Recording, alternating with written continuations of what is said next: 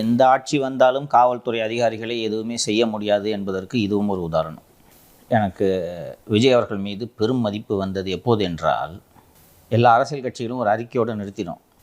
ஆனால் காவல்துறையால் அடித்து கொலை செய்யப்பட்டவர்களுக்கு நீதி கேட்டு திரு விஜய் அவர்கள் மாநிலம் தழுவிய அளவில் வீதிக்கு வந்து ஆர்ப்பாட்டம் நடத்தினார்.